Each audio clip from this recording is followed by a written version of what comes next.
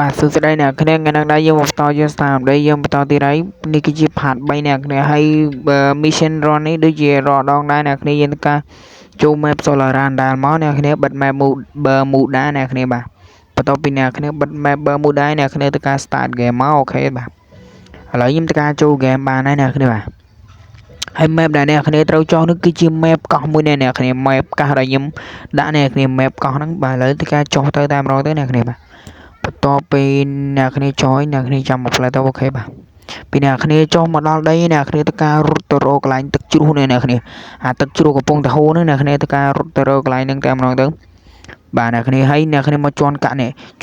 ហើយដើរទៅត្រង់ទេអ្នកគ្នានឹងចូលផ្លូវសម្ងាត់របស់ Free Fire ហើយអ្នកគ្នាច្បាស់ជាដឹងអ្នកគ្នាបាទហើយយើងទៅការបាញ់ទ្វីនេះចោលតែម្ដងទៅអ្នកគ្នាហើយយើងទៅការរត់តាមផ្លូវគេតែម្ដងទៅបាទឥឡូវខ្ញុំទៅការរត់ហើយខ្ញុំទៅការបាញ់ទ្វីចោលអស់សិនបាទអ្នកគ្នាបន្តអ្នកគ្នារត់ចូលមកហើយអ្នកគ្នាឃើញ4ជ្រុងនេះអ្នកគ្នាទៅការចុចយករបាយមើលអ្នកគ្នាចុចយករបាយហើយយើងទៅការចុចយកមីក្រូហើយនឹងកំភ្លើងឈាមផងអ្នកគ្នាបាទឥឡូវយើងទៅការចុចហើយយើងចុចយកអាហ្គាសស្អីនេះមួយទៀតអ្នកគ្នាចុចយកអាហ្នឹងមកហើយបន្តមកទៀតយើងចុចយកអាខ្សែស្អីនេះមួយទៀតមកបាទបន្តពីអ្នកគ្នាចុចយកអាខ្សែ4នឹងអស់ហើយអ្នកគ្នាទៅការបាញ់ឡើងទៅលើអ្នកគ្នាទៅការបាញ់ឡើងទៅលើដើម្បីចេញពីកន្លែងហ្នឹងណា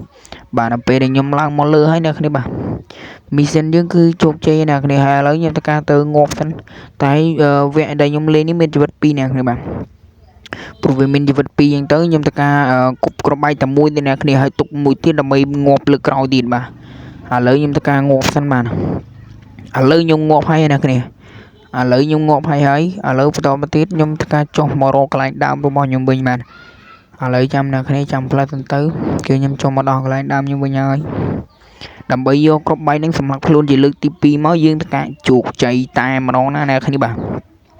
កោត្រីយកអត់មានអីប្រហែលទេអ្នកគ្នា mission នេះគឺវាស្រួលខ្លាំងតែអ្នកគ្នា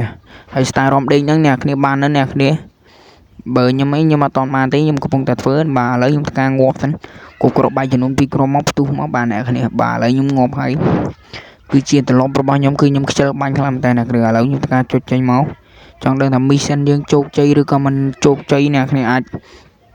តាមដានទាំងអស់គ្នាបានបាទឥឡូវនេះ mission យើងគឺចេញមកក្រៅហើយចាំមក plan ទៅបាទឥឡូវទៅការចេញមកបាទគឺថា mission នេះគឺថាជោគជ័យបើថាអ្នកគ្នាបាទអ្នកគ្នាជួបគ្នានៅវីដេអូក្រោយហើយវីដេអូក្រោយអ្នកនឹងជួបខ្ញុំបាយ